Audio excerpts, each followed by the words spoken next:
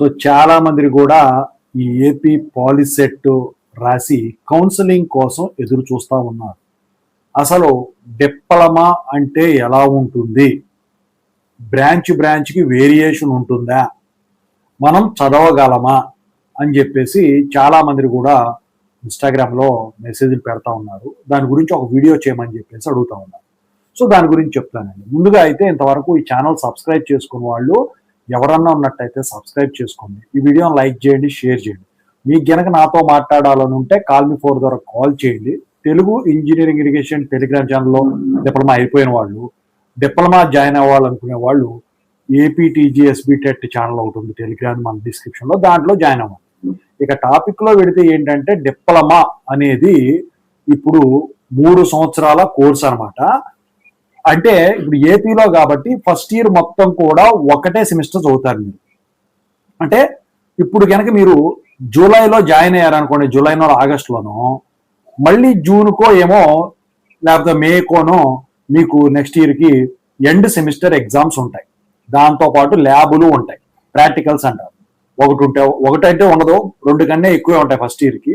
Drawing అని, physics lab అని, chemistry lab అని, ఇంగ్లీష్ ల్యాబ్ కూడా ఉంటుంది నాకు తెలిసి మ్యాక్సిమం. సో ఇలా ఉంటాయి అన్నమాట. అయితే ఈ ఫస్ట్ ఇయర్ సబ్జెక్టులు మొత్తం కూడా మీరు క్లియర్ చేసుకోవాల్సి ఉంటుంది. ఫస్ట్ ఇయర్ నుంచి సెకండ్ ఇయర్కి వెళ్ళాలంటే మీరు సబ్జెక్టులు పాస్ అయి ఉండాలండి.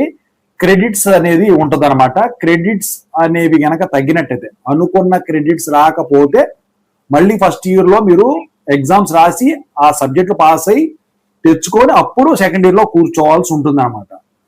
సో ఈ రూల్ కనుక వీళ్ళు రెగ్యులేషన్ బుక్లో యాడ్ చేస్తే, రెగ్యులేషన్ అంటే ఏంటి, మీ 3 సంవత్సరాలు అన్ని కోర్సుల వాళ్ళకు కూడా ఒకటే రెగ్యులేషన్ అంటే రూల్స్ తయారు చేసి పెడతారనమాట బుక్లో. సో దాని ప్రకారం ఉంటాయి. ఈ క్రెడిట్ సిస్టమ్ కనుక ఉందంటే మీరు ఆ క్రెడిట్లు తెచ్చుకోలేకపోతే, అంటే సబ్జెక్ట్ పాస్ అయితే 3 క్రెడిట్లు, 2 క్రెడిట్లు, ల్యాబులకు 2 క్రెడిట్లు ఇలా ఉంటాయి అనమాట.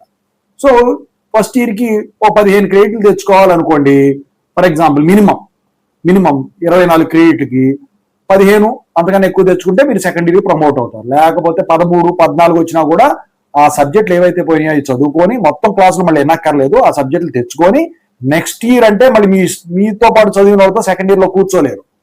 మీ తర్వాత వచ్చే జూనియర్స్ ఉంటారు చూసారా, వాళ్ళతో పాటు కూర్చుంటారు. అప్పుడు కూడా ఆ క్రెడిట్స్ తెచ్చుకోగలిగితే, అప్పటికి కూడా తెచ్చుకోకుండా ఆ తర్వాత తెచ్చుకున్నారనుకోండి, వాళ్ళతో పాటు కూర్చోవాల్సి ఉంటుంది మళ్ళీ సబ్ జూనియర్స్తో. ఇలా ఎప్పుడు తెచ్చుకుంటే అప్పుడు. ఇక అటెండెన్స్ ఏదైతే ఉంటుందో అటెండెన్స్ ప్రకారం డిటెన్షన్ అనేది ఉంటుంది. అటెండెన్స్ 75% అబౌవ్ ఉంటే ఏమీ కట్టే పని ఉండదు అండి. కాండినేషన్ 65% నుంచి 75% వరకు కాండినేషన్ కొట్టాల్సి ఉంటుంది. దానికి మెడికల్ సర్టిఫికేట్ పెట్టాల్సి ఉంటుంది. 65 కంటే తక్కువ ఉంటే మాత్రం డీటైన్ చేస్తారు. ఓకేనా. ఎస్బీటెట్ బయోమెట్రిక్ అటెండెన్స్ పెడితేనే మీకు ఈ కాండినేషన్ విధానం కనుక తగ్గినట్టే, దాన్ని 65 కంటే తక్కువ డిటైన్ చేస్తారు తప్ప వీళ్ళ చేతిలో ఉన్నంత వరకు మిమ్మల్ని డిటైన్ చేయరు. ఇది అటెండెన్స్ బేస్డ్ డిటెన్షన్ అంటారు. ఇందాక చెప్పిందాం క్రెడిట్ బేస్డ్ డిటెన్షన్. సెకండ్ ఇయర్కి వెళ్తారు.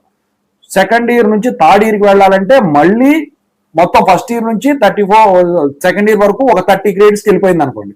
ఈసారి ఇంతకుముందు 15 వచ్చినాయి కదా, ఈసారి ఆ 15కి ఇంకా యాడ్ అయ్యి 25 క్రెడిట్స్ రావాలనుకోండి.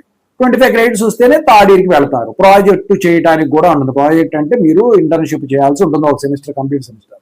ఇక సెకండ్ ఇయర్ నుంచి మీకు 2 సెమిస్టర్ విధానం ఉంటుంది. సెమిస్టర్కి 6 సబ్జెక్టులు, 2 ల్యాబులు ఉంటాయి అన్నమాట. సెమినార్లు ఇలాంటివి ఏమైనా ఉంటే పెట్టచ్చు. అయితే మొత్తం సెకండ్ ఇయర్లో ఫస్ట్ సెమిస్టర్ అంటే థర్డ్ సెమిస్టర్ అంటారు. డైరెక్ట్ సెకండ్ చూడకుండా థర్డ్కి వెళ్ళిపోతారు ఫస్ట్ ఇయర్ నుంచి దానికి సెమిస్టర్ విధానంలో. థర్డ్ సెమిస్టర్లో 6 సబ్జెక్టులు, ఫోర్త్ సెమిస్టర్లో 6 సబ్జెక్టులు, అలా 12 సబ్జెక్టులు. ఇక తర్వాత థర్డ్ ఇయర్లో 5th సెమిస్టర్ చదువుతారు కదా, దానికి 6 సబ్జెక్టులు. దాని తర్వాత ఒక సెమిస్టర్ మొత్తం కూడా కంప్లీట్గా ఇంటర్న్షిప్, సబ్జెక్టులు ఏమి ఉండవు. అయితే ఇక్కడ చాలా మంది అడిగే ప్రశ్న ఏంటంటే, ఈ ల్యాబులకి మన వాళ్ళే కండక్ట్ చేస్తారా కాలేజీలో వాళ్ళు అంటే, దీనికి బయట నుంచి వస్తారండి. వాళ్ళు వచ్చి మీకు వైవా వైస్ కండక్ట్ చేస్తారు. ల్యాబొరేటరీస్ మాత్రం మీ వాళ్ళే చేపిస్తారు, మీతో చేపిస్తారు. ల్యాబులు మీరు భయపడేది అయితే ఏముండదండి. చేపించడం ఇదంతా కూడా వీళ్ళ చేతిలోనే ఉంటుంది. కానీ ఎండ్ సెమిస్టర్ ఎగ్జామ్ మాత్రం మీ కాలేజీలోనే జరుగుతుంది. మీరే రాయాల్సి ఉంటుంది అనమాట ఎగ్జామ్స్. ప్రతి సెమిస్టర్ కూడా ఫీజు కట్టాల్సి ఉంటుందండి. నాకు తెలిసి జనరల్గా అయితే అసలు 750 అనుకోండి, ఒక 1000 రూపాయలు వేసుకోండి. రూపాయలు 1500 వేసుకోండి ఫీజులు సెమ్కి. ఇలా ఉంటుంది. ప్రతి ల్యాబ్కి కూడా మీరు రికార్డు కొనుక్కోవాలి. రికార్డు మీ కాలేజీ వాళ్ళు ప్రింట్ ఉంటుంది, ఆ రికార్డులే కొనుక్కోవాలి. అది 100 ఉండొచ్చు, 150 ఉండొచ్చు, 200 ఉండొచ్చు, ఒక్కొక్క రికార్డు, ల్యాబ్కో రికార్డు. అలా అబ్జర్వేషన్ కూడా కొనుక్కోమన్నారు అనుకోండి, దానికి ఒక 100 రూపాయలు వేసుకోండి. లేకపోతే అంతే, 100 రూపాయలు తక్కువ అయితే ఉండదు. లేదు సొంతగా పెట్టుకోమన్నారు అనుకోండి, మీ బుక్ 10 రూపాయల పుస్తకం తెచ్చుకొని పెట్టుకోవచ్చు. సో అది అబ్జర్వేషన్కి, ఇది ల్యాబ్ రికార్డ్కి. ఈ రెండు ఖచ్చితంగా ప్రతి ల్యాబ్ కూడా మెయింటైన్ చేయాల్సి ఉంటుంది అనమాట. ఓకేనా. ఈ ఫస్ట్ ఇయర్ సబ్జెక్టులు మొత్తం కూడా బేసిక్స్ డిపార్ట్మెంట్ వాళ్ళు ఉంటాయి. అంటే ఇంగ్లీష్, ఫిజిక్స్, కెమిస్ట్రీ ఇలాంటివి ఉంటాయండి.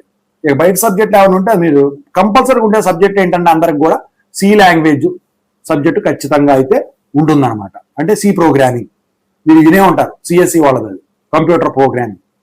సో ఇక సెకండ్ ఇయర్ నుంచి మీరు ఏ బ్రాంచ్ అయితే తీసుకున్నారో ఆ బ్రాంచ్ సబ్జెక్టులన్నీ కూడా అందులోకి చేరటం అయితే జరుగుతుంది. బయట డిపార్ట్మెంట్ వాళ్ళ సబ్జెక్టులు 1-2 చదవాల్సి ఉంటుందన్నమాట. ఫర్ ఎగ్జాంపుల్ ట్రిపుల్ ఈ వాళ్ళ నెట్వర్క్ థియరీ, ఈసీ వాళ్ళు వచ్చేసరికి నెట్వర్క్ ఎనాలిసిస్ కింద చదువుతారు. ఈసీ వాళ్ళ ఈడీసీ, ట్రిపుల్ ఈ వాళ్ళు బిఈడిసి కిందో, ఇక మిగతా వాటి కింద చదువుతారు.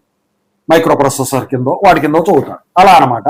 అలాగే సిఎస్సి వాళ్ళు కూడా ట్రిపుల్ ఈ వాళ్ళు basic electrical and electronics engineering కానీ, లేకపోతే ఈసీ వాళ్ళ డిజిటల్ సర్క్యూట్స్ కానీ అలా చదువుతారు. మెకానికల్ వాళ్ళేమో ట్రిపుల్ ఈ వాళ్ళు, ప్రతి వాళ్ళది కూడా ఇలా ఉంటుందన్నమాట. సో ఓవరాల్ గా చూసుకున్నట్టయితే మనం చదువుకోవచ్చా అంటే ఒక్క సెమిస్టర్ అయిపోతే మీకు అంతా అర్థమైపోతుంది.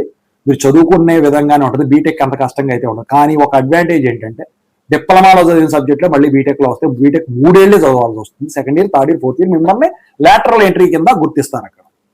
అయితే అక్కడ ఏ సబ్జెక్ట్ చదువుతారు, కొంచెం 2 అడిషనల్ టాపిక్స్ ఉంటాయి. మ్యాథమెటిక్స్ ఉండదు అనుకోవడం మాత్రం అవివేకం అండి. ఖచ్చితంగా అయితే డిప్లొమాలో మ్యాథమెటిక్స్ ఉంటుంది, బీటెక్లో కూడా మ్యాథమెటిక్స్ ఉంటుంది. ఎందుకు అంటే మీరు ఇంజనీరింగ్ అప్లికేషన్స్ కి ఈ మ్యాథమెటిక్స్ అనేది కంపల్సరీగా యూజ్ చేయాల్సి ఉంటుంది అన్నమాట. కంప్యూటర్ సైన్స్ వాళ్ళకు ఉండదా అంటే వాళ్ళకు కూడా ఖచ్చితంగా ఉంటుందండి. అయితే వాళ్ళు ప్రోగ్రామింగ్ లో వాటిల్లో ఈ మ్యాథమెటికల్ అనాలిసిస్ యూజ్ చేసుకోవాల్సిన పరిస్థితిలో అది ఉపయోగపడుతుంది అనమాట. ఓకేనా. సో జనరల్ గా ఏంటంటే జరిగే సినారియో ఇది. సో ఇప్పుడు ఏంటంటే టాపర్స్ ఎవరైతే ఉంటారో, చదవగలిగినోడు, చదువుకునే విధంగా ఉంటే టెక్స్ట్ బుక్స్ కూడా చాలా సింపుల్ బుక్స్ ఉంటాయి అనమాట. చిన్న చిన్న సైజులో బుక్లో ఉంటాయి. ఒకటేంటంటే మీరు ఇలా చూసి అలా చూసే లోపు మీకు సెమిస్టర్ అనేది అయిపోతూ ఉంటుంది. మీకు ఇక చదువులో పడితే మొత్తం కూడా ఇది అయిపోతుంది. అయితే ఇక్కడ మీకు మిడ్ మార్క్స్ అని, ఎక్స్టర్నల్ మార్క్స్ అని ఉంటాయి. సబ్జెక్ట్కి ఉంటాయి, ప్రాక్టికల్గా ఉంటాయి. చివరిలో ఇంటర్న్షిప్ బయటికి ఎక్కడికైనా వెళ్ళి చేసుకోమంటారు. మీరు చేసుకున్న తర్వాత అది సబ్మిషన్ చేస్తే మీకు డిప్లొమా సర్టిఫికేట్ వస్తుంది. డిప్లొమా మీద మీరు జాబ్ కూడా చేసుకోవచ్చు. ఓవరాల్గా అయితే ఇదండి. ఓకేనా. సో ఇంకేమైనా డౌట్స్ ఉంటే కామెంట్ సెక్షన్లో తెలియజేయండి. Thank you so much.